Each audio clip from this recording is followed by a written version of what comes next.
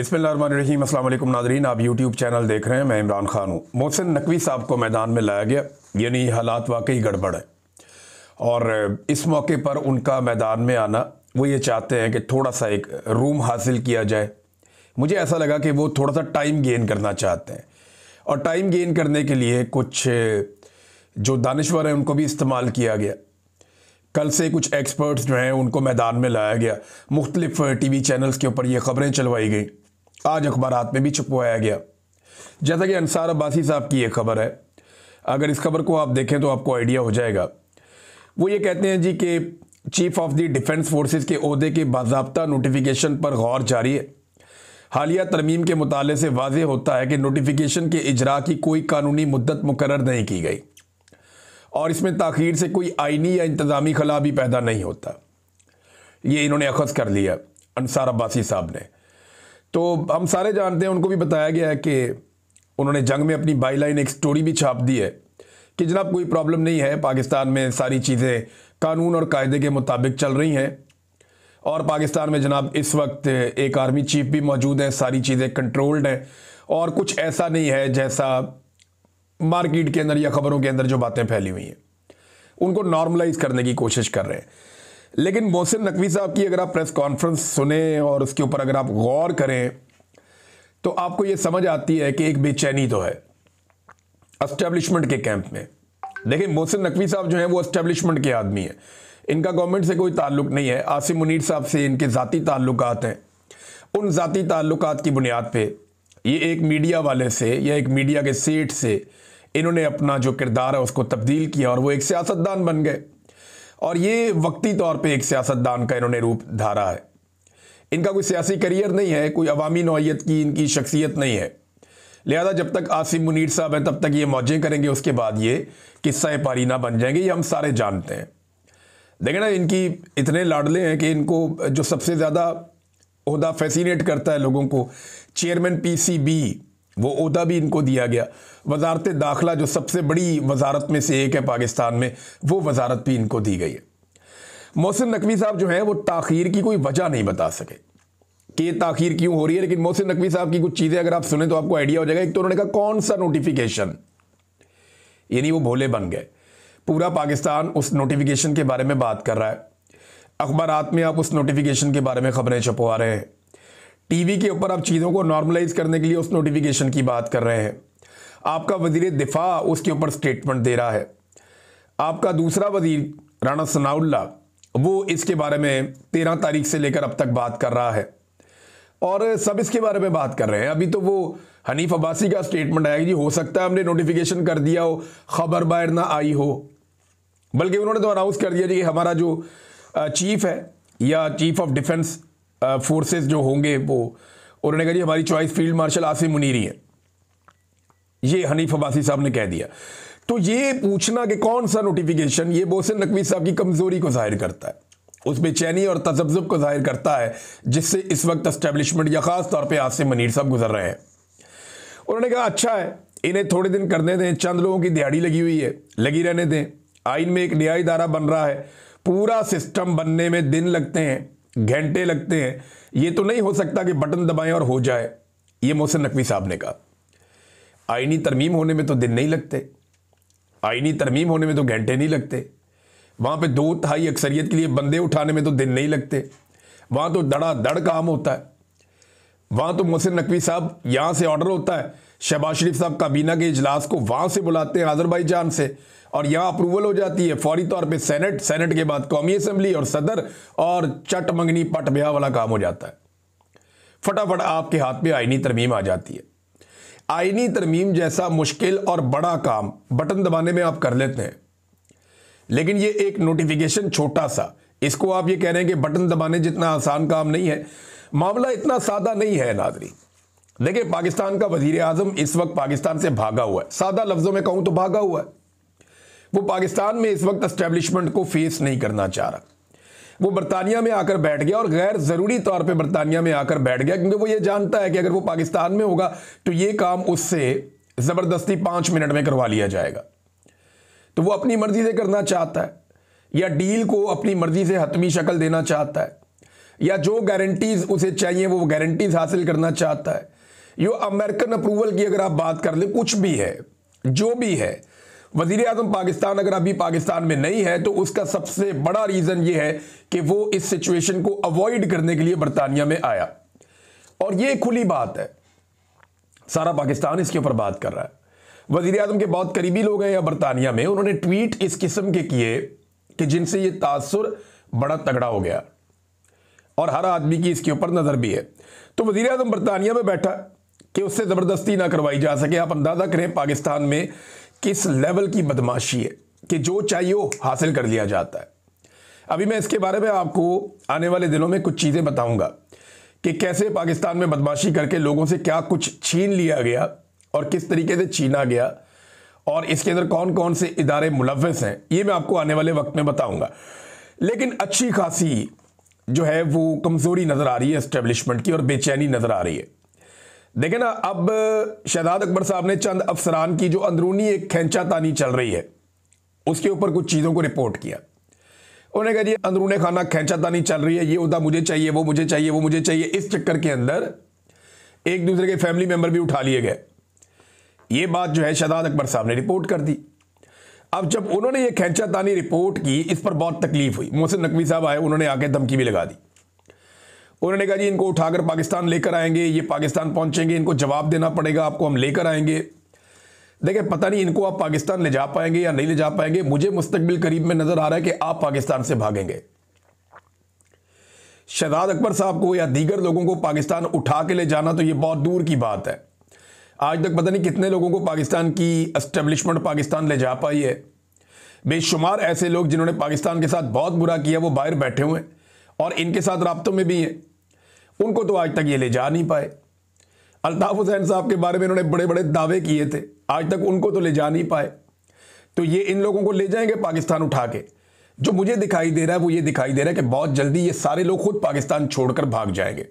आज नहीं तो कल इनको भागना पड़ेगा, क्योंकि अवाम में इनकी जड़ें हैं नहीं, लोग इनसे नफरत करते हैं और इनका इक़्तिदार हमेशा रह नहीं सकता। उसकी वजह भी यही है कि अवाम इनसे नफरत करती है। एक दिन इनका ये सारा का सारा महल गिर जाएगा, फिर इनको पाकिस्तान से भागना पड़ेगा, जूतियां छोड़ के भागेंगे। जैसे आपको याद है एक दिन अफगानिस्तान से भाग गया था गनी, तो आपको याद होगा गनी कैसे भागा था इस्लामाबाद से। तो इसी तरह ये भागना पड़ेगा। अशरफ गनी की मैं बात कर रहा हूं। तो नादरीन, मोहसिन नकवी साहब ने एक और क्रैकडाउन का भी इशारा दे दिया है। ये भी बड़ी इंटरेस्टिंग खबर है। उन्होंने कहा जी बतौर सहाफ़ी समझता हूं कि आज़ादी राय होनी चाहिए। भाई कहां पे आज़ादी राय होनी चाहिए? अभी सोहराब बरकत के साथ आपने क्या किया, आपने आगा शेख सरवर के साथ क्या किया, गाय गुलाम अली के साथ क्या किया, कितने सहाफ़ियों को उठा के आपने शेड्यूल 4 में डाल दिया, बेशुमार सहाफ़ियों को आपने जेलों में डाला, आपने जबरी तौर पे गुमशुदा किया उन्हें। क्या किया आपने सहाफ़ियों के साथ? पाकिस्तान में रह के सहाफ़त करना मुश्किल है। तो मोहसिन नकवी साहब जो है वो अब ये चूरन बेच रहे हैं कि मैं बतौर सहाफ़ी ये समझता हूँ। यानी वज़ीर दाखिला भी है, सहाफ़ी भी है, चेयरमैन पीसी भी है, सारा कुछ ही चाहिए जनाब को। अब वो कहते हैं जी 90% खबरें गलत चल रही हैं, किसी की तस्वीर लगाकर जो दिल करे खबर चला रहे हैं, इसकी इजाज़त नहीं देंगे। बड़े पैमाने पर इंफॉर्मेशन मिनिस्ट्री और NCCIA के साथ मिलकर क्रैकडाउन करने जा रहे हैं। एक और क्रैकडाउन की तैयारी पाकिस्तान में, इसकी धमकी लगाई मोहसिन नकवी ने। लेकिन इस मरतबा धमकी में वो दमखम नहीं था जैसा होता है। इससे पहले इन्होंने धमकियां लगाई, इन्होंने लोगों का कत्लेआम भी किया। जब मोहसिन नकवी ने कहा छट्टा मारेंगे गोलियां चलेगी और अता तारड़ साथ खड़ा था, उसके बाद इन्होंने गोली चलाई, इन्होंने बंदे मारे। हमने देखा लाशों को, हमने देखा लोगों को दफन किया गया, जख्मियों को हमने देखा, उनकी बॉडी में गोलियां थी और अस्पताल से बाकायदा सारा डाटा आ रहा था, जख्मियों की वीडियोस आ रही थी। इन्होंने कई दफ़ा गोली चलाई और बताकर गोली चलाई। लेकिन अभी उतनी पोजीशन नहीं है उस तरह की। हाँ, हो सकता है बन जाए, अगर फील्ड मार्शल आसिम मुनीर को दोबारा मौका मिल गया ये सारा कुछ करने का, तो चंद साल और हो सकता है या चंद महीने और हो सकता है ये अपनी मनमानी कर लें, लेकिन हमेशा नहीं कर पाएंगे। एक दिन इनकी ब्रेकें लगेंगी और फिर पाकिस्तान की आवाम इनको वापस जवाब देगी। तो मोहसिन नकवी ने कहा फिर से क्रैकडाउन करेंगे। सवाल ये पैदा होता है, अभी इमरान खान की बहनों का जो एक आर्टिफिशियल इंटेलिजेंस से वीडियो बनाया गया और हुकूमती अकाउंट्स ने उसको फैलाया, उसके ऊपर प्रोपेगेंडा किया गया। अब मुझे कोई इसका जवाब दे कि इसके ऊपर किस पे पर्चा होगा, इस पे किसके ऊपर कार्रवाई होगी। यानी जो झूठ रोजाना की बुनियाद पे हुकूमती अरकान या उनके हमायती फैला रहे हैं और लगातार फैला रहे हैं, और 12 घंटे के अंदर अंदर वो झूठ साबित भी हो जाता है, उसके ऊपर तो एक आदमी को जेल नहीं हुई, एक आदमी को सजा नहीं हुई। देखिए ना, बरतानिया में अगर झूठ बोला है सहाफियों ने, तो आप लोग यहां पे आ जाए, यहां पे आके मुकदमे कर लें। साबिर शाकिर साहब यहां पे मौजूद हैं, मैं यहां पे मौजूद हूं। शहजाद अकबर साहब जर्नलिस्ट नहीं है बेशक, लेकिन वो आजकल काम कर रहे हैं इंफॉर्मेशन का ही, अपना यूट्यूब चैनल चला रहे हैं, उनका एक पॉलिटिकल करियर है। आप आ जाएं, आकर यहां पे केस कर दें हम लोगों पे, आप केस करें, यहां पे साबित करें। बरतानिया की तो अदालतें आज़ाद हैं, इससे पहले आपकी लीडरशिप ये कर भी चुकी है। तो आप आए ना, आकर यहां केस करें और केस करके आप साबित करें कि जो खबरें दी गई हैं वो खबरें गलत है। जिसके खिलाफ खबर है वो आ जाए और आकर साबित कर ले। ऐसे तो नहीं होता, मजाक तो नहीं है। और ये केस करना चाहते हैं, ऐसा नहीं है कि ये नहीं करना चाहते, ये करना चाहते हैं, लेकिन क्योंकि जो खबर हम देते हैं वो ठोक बजा कर देते हैं, और हमें पता है कि इसके असरात क्या होंगे इस खबर के। उसके बाद वो खबर आती है। बहरहाल धमकियां लगा रहे हैं, तो धमकियां लगानी, इन्होंने और क्या काम करना है। अलीमा खानम ने एक बड़ा ऐलान कर दिया, उन्होंने कहा जी कल हम अडियाला जेल के बाहर से नहीं उठेंगे। अब ये मंगल वाला दिन जो है ना, बड़ा सख्त दिन होने जा रहा है। अगर नोटिफिकेशन ना हुआ मंगल के दिन तक, तो इमरान खान साहब की मुलाकात मुश्किल है। और अगर इमरान खान साहब की मुलाकात ना करवाई गई और नोटिफिकेशन भी ना हुआ, तो वहां पे पंगा पड़ जाएगा। खैबर पख्तूनख्वा से लोग कह रहे हैं जी हम रास्ते बंद कर देंगे, और उनकी हुकूमत इसके अंदर शामिल है। वो कह रहे हैं जी हम रास्ते बंद करेंगे, और सारे के सारे MPs, MNAs और सेनेटर्स और टिकट होल्डर्स, उन सबको लेकर ये अडियाला जेल के बाहर पहुंचने वाले हैं। वहां पे बड़ा एहतजाज होगा। अलीमा खानम कहती है कि जब तक इमरान खान से मुलाकात हमारी नहीं होगी, अब हम वहां से नहीं उठेंगे। इंडियन मीडिया को इंटरव्यू के हवाले से जब उनसे सवाल किया गया, उन्होंने कहा जी क्यों ना दें इंटरव्यू। वो इमरान खान की सेहत के बारे में और उनकी सलामती के बारे में पूछ रहे थे। अब इंडियन मीडिया ये प्रोपेगेंडा कर रहा था ना, इंडियन मीडिया ये प्रोपेगेंडा कर रहा था कि इमरान खान को कत्ल कर दिया गया जेल में। तो इमरान खान की बहनों ने इंडियन मीडिया को बता दिया कि जनाब नहीं कत्ल किया गया, या उसकी सेहत के हवाले से, उसके मामलात के हवाले से उन्होंने वहां पे डिस्कशन कर ली। वो ये कहती है कि पाकिस्तान का मीडिया तो हमें दिखाता नहीं है, हमारी बात ही नहीं सुनता, या तो आप सुन ले।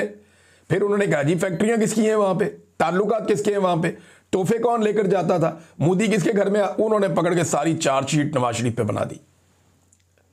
ये अलीमा खानम ने किया। उन्होंने बल्कि बताया कि 10 साल पहले ऐसे सबूत हमारे सामने आए थे कि ये लोग तो वहां बिजनेस करते हैं। ये भी अलीमा खानम ने इल्जाम लगाया। तो उन्होंने कहा गोली चलानी है गोली चलाओ, आंसू गैस चलानी है आंसू गैस चलाओ, हम वहां से नहीं जाएंगे, हम अडियाला के बाहर आकर बैठ जाएंगे, ये अलीमा खानम ने कहा। अब एक और नाज़रीन डेवलपमेंट हुई, वो ये कि रावलपिंडी की जो दहशतगर्दी की अदालत है, उसने ये हुक्म जारी किया कि निमल यूनिवर्सिटी और शौकत खानम अस्पताल के जो अकाउंट्स हैं उन्हें खोल दिया जाए, यानी जो अकाउंट्स बंद किए गए उन्हें खोला जाए। अदालत में यह बताया गया कि अलीमा खान के जो ज़ाती अकाउंट्स हैं वो अकाउंट्स तो बंद रहेंगे, लेकिन जो बाकी अकाउंट्स हैं वो खोल दिए जाएंगे। और बंद वो इसलिए हो गए थे कि अलीमा खानम का ID कार्ड उनके साथ मुंसलिक था। आप पाकिस्तान की वजारत दाखिला के निज़ाम का अंदाज़ा कर लें, आप अंदाज़ा कर लें आप क्या हालात हैं कि एक खातून के अकाउंट बंद करने थे, पकड़ के वो शौकत खानम के भी बंद कर दिए, निमल के भी बंद कर दिए।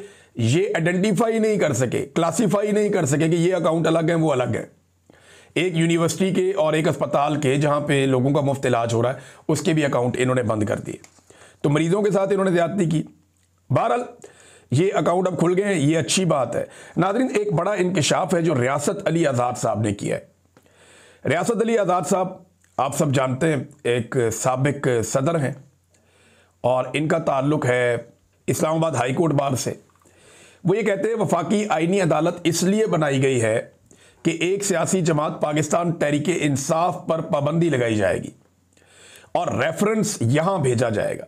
यानी उन्होंने बताया, उनको ये बात पता चली है और ये बड़ी खौफनाक बात है।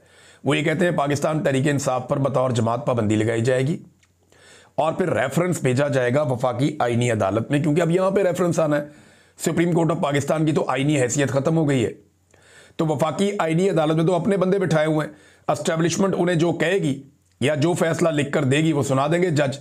अब वो ये कहते हैं कि वो जो पाकिस्तान तहरीक इंसाफ पर पाबंदी लगाने का फैसला है वो भिजवाया जाएगा वफाकी आईनी अदालत को, और ये अदालत उस फैसले के ऊपर टप्पा लगा देगी और उसके बाद खैबर पख्तूनख्वा में गवर्नर राज लगा दिया जाएगा और ये वफाकी आईनी अदालत उस पर भी ठप्पा लगा देगी। यानी जब गवर्नर राज लगेगा तो ये कहेंगे ठीक है जी, लगा रहने दो, जरूरत है। तो नजरिया जरूरत के तहत जनाब अब ये गवर्नर राज भी चलेगा। ये वो कह रहे हैं रियासत अली आजाद साहब। अब उनका ये कहना कि मैं वार्निंग दे रहा हूं, ये कर दिया जाएगा, और उनके पास ये इतला है, और ये अगर इतला उनकी ठीक है तो ये बड़ी खौफनाक इतला है कि जनाब पहले पीटीए पे पाबंदी लगाओ, वफाकी आईनी अदालत से उस पर ठप्पा लगवा लो, पाबंदी पक्की हो गई। उसके बाद खैबर पख्तूनख्वा में गवर्नर राज लगाओ, वफाकी आईनी अदालत में मामला ले जाओ, वो उसके ऊपर भी ठप्पा लगा देंगे, वो भी पक्का हो गया। लेकिन गवर्नर राज अगर इन्होंने लगा दिया ना तो ये अपने ताबूत में एक और कील ठोंक लेंगे, क्योंकि खैबर पख्तूनख्वा में गवर्नर राज लगा के ये सुहेल अफरीदी को वो ताकत दे देंगे जो उसको वो इस्तेमाल फिर कर लेगा या वो कर सकेगा। वजह यह है कि जो मोमेंटम अभी स्लो बन रहा है, गवर्नर राज लगने की सूरत में वो बिजली की रफ्तार से बनेगा। मुझे अच्छी तरह याद है कि पंजाब में ना मोमेंटम नहीं बनता था वकला तहरीक में, लेकिन जैसे ही पीपल्स पार्टी की हुकूमत ने पंजाब में गवर्नर राज लगाकर सलमान तासीर को इक़्तिदार दे दिया, उसको सौंप दिया, मरहूम सलमान तासीर हमें याद है अच्छी तरह, तो सलमान तासीर को इक़्तिदार दे दिया तो शरीफ खानदान फारग हो गया। तो उसके बाद बड़ा ज़बरदस्त मोमेंटम बन गया, अवाम भी खड़ी हो गई। तो इसी तरह अवाम खड़ी हो जाएगी खैबर पख्तूनख्वा में अगर कोई मेहरबानी कर दे और गवर्नर राज लगा दे खैबर पख्तूनख्वा में। मुझे नहीं लगता कि एस्टेब्लिशमेंट इतनी बड़ी गलती करेगी, लेकिन इनका पता भी कोई नहीं है, एक पागलपन का ये शिकार तो हैं। एक और खबर है नादरी, और ये खबर है जस्टिस सुल्तान तनवीर साहब, ये लाहौर हाई कोर्ट के जज हैं, और हसन नियाज़ी साहब ने एक दरख्वास्त कर रखी है, अपील कर रखी है लाहौर हाई कोर्ट में, इमरान खान साहब के भांजे हैं। इनकी दरख्वास्त ये है कि जनाब जो मिलिट्री कस्टडी में इनको रखा गया और जो कोर्ट मार्शल की कार्रवाई इनके खिलाफ की गई वो गैर कानूनी और गैर आईनी है, लिहाजा उसके खिलाफ ये अपील में गए हुए हैं हाई कोर्ट में और इनको वहाँ से रिहाई मिलनी है। तो इनका एक बेंच पहले बना था, वो बेंच टूट गया। अब जब दोबारा बेंच बना उसमें जस्टिस सुल्तान तनवीर जो हैं वो बेंच के सरबराह थे, 2 रुकनी बेंच। अब ये बेंच भी टूट गया क्योंकि जज साहब ने समाज से इनकार कर दिया, उन्होंने माजरत कर दी, उन्होंने कहा मैं नहीं सुनता। आप अंदाज़ा करें कि जजेस के ऊपर कितना दबाव है कि जजेस हसन नियाज़ी का केस नहीं सुन पा रहे। पहले एक जज के पास जाता है वो कहता है मैं नहीं सुनता, दूसरे के पास जाता है वो कहता है मैं नहीं सुनता। ये निज़ाम किस हद तक नंगा हो चुका है। अब एक और बेंच बनेगा, ये केस वहाँ पे जाएगा। तो मेरे ख्याल में अब जस्टिस आलिया नीलम साहिबा को कोई ऐसा बेंच बनाना चाहिए जो टूटे ना और मन मर्जी का फैसला दे दे। यानी जजेस की गैरत भी गवारा नहीं कर रही कि यार इनके साथ हम और कितनी ज्यादती करें इस खानदान के साथ। और देखें मिलिट्री कोर्ट को जो भी जज जस्टिफाई करेगा वो मुनसफ होने का हक अदा नहीं करेगा, उसके ऊपर हमेशा ये दाग और धब्बा लगा रहेगा।